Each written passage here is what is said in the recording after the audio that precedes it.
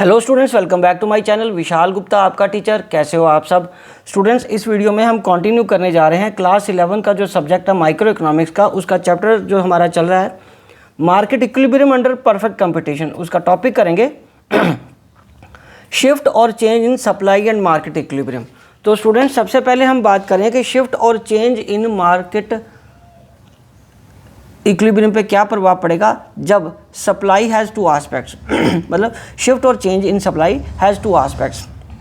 पहला एस्पेक्ट है बच्चों इंक्रीज इन सप्लाई और दूसरा एस्पेक्ट है डिक्रीज इन सप्लाई। तो इंक्रीज इन सप्लाई में आप पहले ये वाला डायग्राम देखिए। ये प्राइस है, ये क्वांटिटी है, ये डिमांड कर्व है, ये क्या है आपकी सप्लाई कर्व। और यहाँ पे जैसे सप्लाई बढ़ती है तो बच्चों प्राइस कम हो जाएगा। सप्लाई बढ़ने से क्या होता है, प्राइस कम हो जाएगा।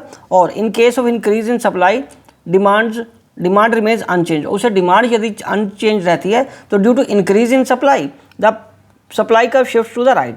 ठीक है जी, मतलब जब सप्लाई बढ़ती है पर डिमांड में कोई फ़र्क नहीं आता तो वो इस वक्त इस तरीके से राइटवर्ड शिफ्ट हो जाएगी और प्राइस कम हो जाएगा।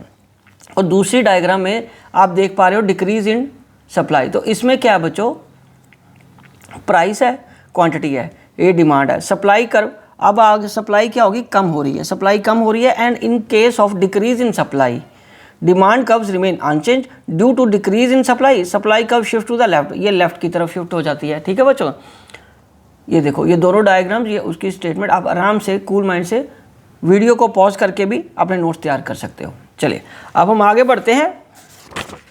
How is new equilibrium struck when supply curve shift to the right. तो उसके लिए हम बात करेंगे when there is increase in supply curve shifts to the right। और उससे क्या होगा, supply is greater than D, so price will fall and consequently demand will extend। demand extend हो जाएगी and supply will contract। this process of extension of demand and contraction of supply will continue till such वो price नहीं reach कर जाता जो D और S के लिए है। बच्चों देखो, जब सप्लाई बढ़ेगी तो क्या होगा, प्राइस कम होगा। जब प्राइस कम होगा तो डिमांड बढ़ जाएगी, तो आप अल्टीमेटली वो अपना एक नया इक्विलिब्रियम प्राइस ढूंढ लेंगे इस लेवल पे आने के लिए, इक्विलिब्रियम पे आने के लिए। मतलब so how is new equilibrium struck when supply curve shifts to the left. बच्चों when supply curve shifts to the left there is decrease in supply at the end at the old equilibrium point. It implies a situation of deficient supply or situation of excess demand, that is demand is greater than S। This will cause a rise in price, consequently demand will contract and supply will extend।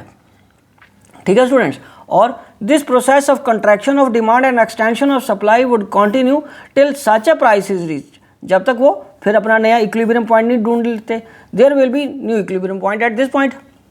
ठीक है जी, तो इसका मतलब यह हुआ कि जब demand ज़्यादा सप्लाई कम हो जाती है तो प्राइस इंक्रीज हो जाएगा। तो जब प्राइस इंक्रीज हो जाएगा तो डिमांड कम हो जाएगी, तो वो अपने आप एक नया इक्विलिब्रियम लेवल ढूंढ लेंगे। ठीक है जी, और उसको नया इक्विलिब्रियम प्राइस बोला जाएगा। चलो अब हम आगे बढ़ते हैं।